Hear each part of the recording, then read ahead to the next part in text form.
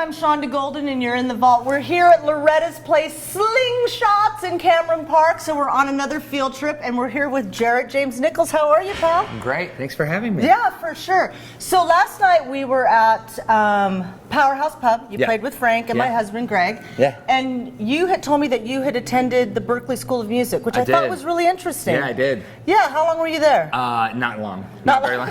So when I was 16, my mom thought it was a good idea for me to go to like a guitar summer camp. Sure. And she's like, oh, there's this thing. It's in Boston at this school. Who knows? Maybe if you like it, maybe you could try and go there. So while I was there, I was really into it. Mm-hmm. And right before I'd left, they went, hey, if you want to try it, we have open scholarship, kind of like auditions. And I was like, oh, yeah, maybe. So I went and did it. And like 3 weeks later, we got a note in the mail that I got a scholarship for the school. Nice. And we were like, okay, I think I want to go there. So I was 18, I moved to Boston, and I was at Berklee for about 7 months. Uh-huh. And I really loved it, and I loved like the theory and learning everything. And then I got an opportunity to go tour. Okay. And I was like... Tour on your own or tour with who? Tour with a band. It was called the Tear Jar. Okay. And next thing you know, I was like, maybe I'll just take a break from school and just kind of feel it out.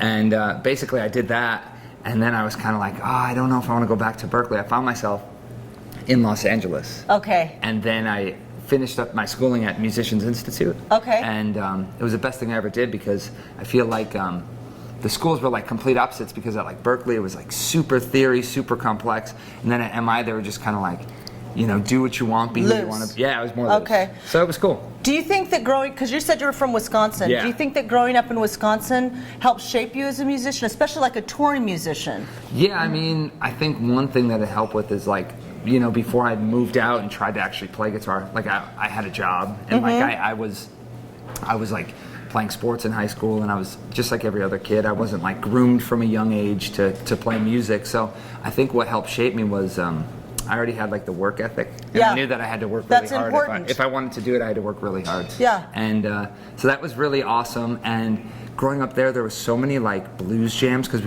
I lived so close to like the Illinois border. Okay. With like Chicago. So like nice. All the old guys would be like at these blues jams on like Sunday afternoons. So as a kid, I would go there with like my mom, and I would get to sit in with these guys. So like it shaped that, and like I came from like a really pure place musically. It was like classic rock and blues. So that is what resonated with you. Yeah, and like in Wisconsin, like it's like 20 years behind anyways. Right. Everything. Reno is like that too. So no like, offense. No, it's great. Reno. Reno. It was great. I love Reno. And I was like, I thought like Led Zeppelin and Pink Floyd and Muddy Waters. I was like, this is everything. So it really helped. And then when I moved out, and like now that I'm in LA, it's like I still really hold true to all that stuff that I really got into right away, because for me, I feel like that's a lot more real than like, the flavor of the week or whatever. Right. It's like I'm still grounded, and I still like have that state of mind. So it's cool. You like Robert Johnson? Love Robert Johnson. I always mess her name up, but Stimpy Wallace? Stimpy Wallace? Stimpy Wallace? Yeah. I love her too. Woman be wise. There you go. Keep your mouth shut. Yeah. Don't advertise your man. There you go. There you go. That's so smart. When I was 18, there's a guy that he was coordinating stuff in Wisconsin, and I'm going to forget his name now, and he's going to be really mad at me. That's okay. I forget. I didn't do Stimpy Wallace's name. Honey Boy Edwards. Nice. I got to play with him when I was 18, and he was, 90-something. Mm-hmm. He was like one of the last living links to Robert Johnson. Wonderful. And that was really cool. And I'm really happy to have that stuff, because it's like, yeah, of course I didn't grow up in the Delta, or I grew up in the cornfields. Like, I'm not going to try and play that card like I got, But it's like, just to have those experiences, it helped shape everything. For sure, for sure. Okay, so it's cool. So my husband wrote questions for Jared. I'm not even going to try to pretend like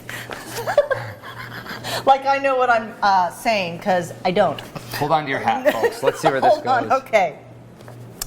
Why do you like your signature guitar Epiphone version of the 1954 Gibson Les Paul Custom? Why is there no front pickup?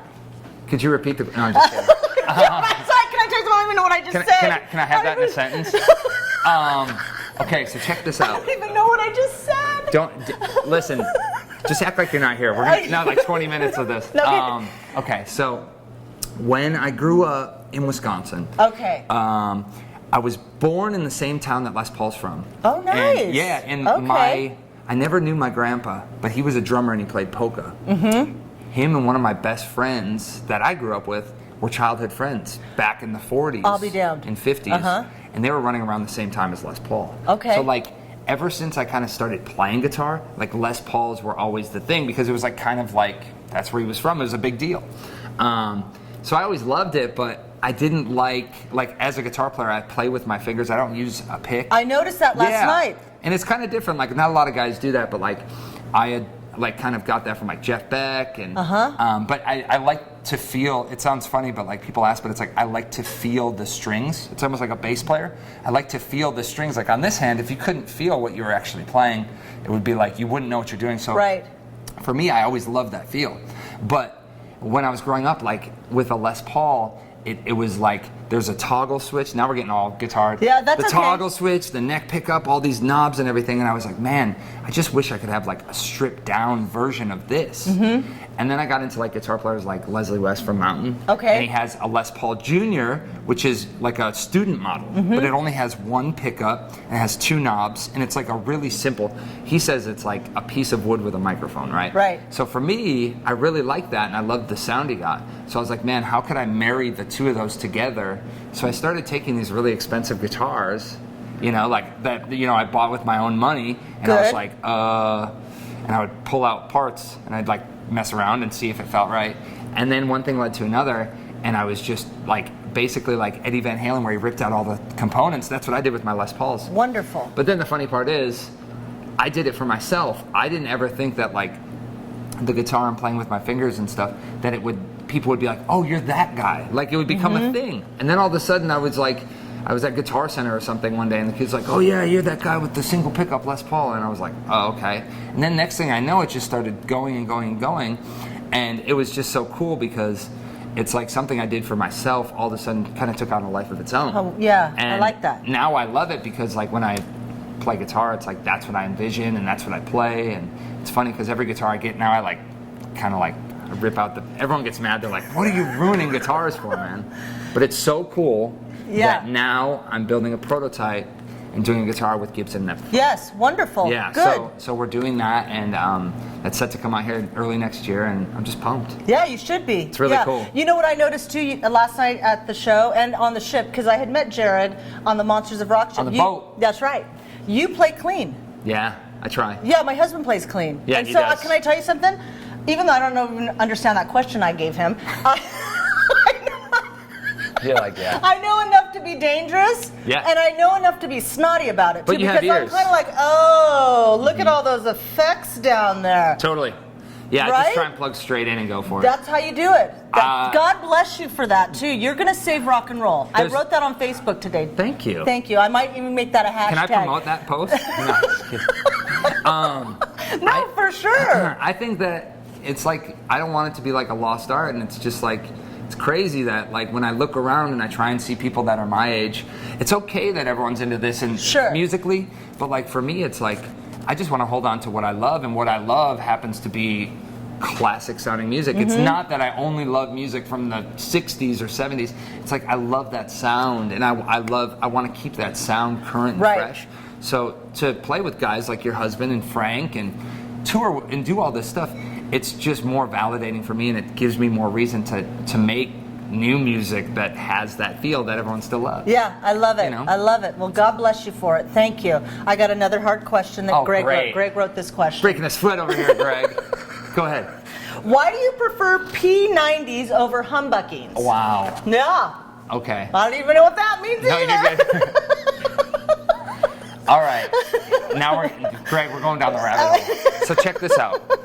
Everyone thinks, it's kind of like, I don't know how I could like equate this in another way, but everyone thinks that a humbucker pickup, it's like the bigger pickups on a Les Paul, they're quiet, they're very clean, they're safe, and it's like what they were like from like the 1957. That was when they were invented, right? And before that, there was a pickup. It was called a P90. So a humbucker, it cancels like the 60 cycle hum. So like if you ever hear a guitar and it's like before you play or in between, that was a P90, which was before that. It's like the oldest pickup ever, basically?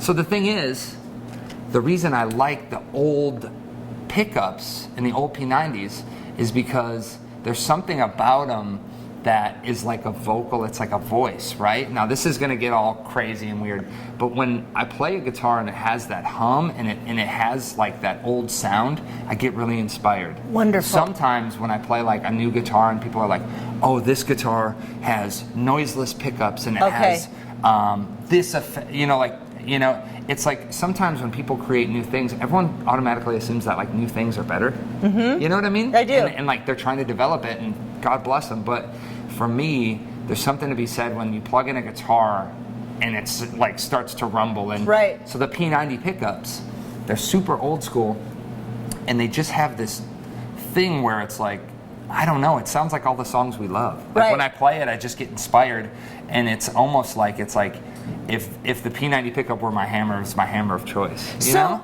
As listening to you, I feel that you're a traditionalist. Yeah. And for me, a traditionalist, it takes a lot of discipline. Yeah, I really. You are a disciplined person 100%. because you're methodical. You think it through. Yeah. You listen. I try and look at everything from every angle, and honestly, like growing up in Wisconsin, I loved to fish. I wasn't a big hunter or anything, but I was playing guitar for obscene amounts of time. Mm-hmm. Like if I were to try and log it, I would think I played 20,000 hours. How old were you when you started playing? I was 15. 15. So check this out. When I was 15, I started playing. I was like, oh, I'll play a half hour a day. 3 weeks later, I'll play an hour a day, and then I'll play 3 hours a day. Until the point where my parents were actually worried. They were like, this kid is playing guitar. He's bringing guitar to school. The whole thing. So like then when I went to Berkeley, it was only fueled more, and then so it was. I very very much disciplined in all that stuff, and with the music I love too, I want to respect it.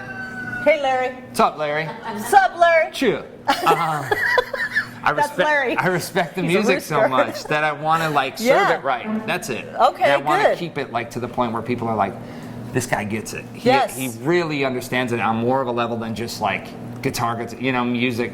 There's a deeper thing. Yeah, wonderful. Well, I have one more question. So what's next for you? Okay. What's going on? What are you doing? There's so much going on. I know you're going to Europe. Yeah, so here we are today. In 2 weeks, we leave for Europe. Okay. We're going to tour for a little over a month. We're going to do half the tour is going to be supporting LA Guns. Oh, wonderful. Yeah. You're going to love Tracy Guns. Tracy's amazing. Oh, my God. He's a shredder. He's a shredder. I love Tracy. He was just here. It's hilarious. Yeah, he was here like a few nights last ago. night or something. I went and hung out with Tracy at his house, and right away we got all guitared out. And, you know, so that's going to be a ton of fun. And then we do some headline shows. Okay. And we're going to be in Spain and in Germany doing that. That's going to be so much fun. And then I'm doing, we've started setting up like guitar clinics. So after the tour, the guys are going to go home and I'm going to stay, and me and another buddy, our tour manager, we're going to go all around England and into Spain and do with guitar Gibson. clinics. Yeah, with Gibson and Seymour Duncan and Black Star, and it's really cool that that's taking on a life of its own too. Well, you're going to have to do a clinic at Bizarre Guitar. Of course I am. For sure. I would love to. Yeah, it'll be awesome. I would love to. Yeah, absolutely. And then you and Greg can hang out and get lost in the vault and everything else. Oh, yeah. They'll never find me. It'll be a forensic file. No one knows where he went. They say his ghost is in the vault. But yeah. All right, well, I'm going to let you go. A special thank you to Loretta here at Slingshots and all her patrons who are so nicely being quiet and not drinking their beer. But they're going to go back to drinking and having a good old time. And God bless you, Jared James Nichols. You are saving rock and roll, my son. Just keep it going. Yes. Yeah, all absolutely. right. We'll see you guys later. Woo! See ya.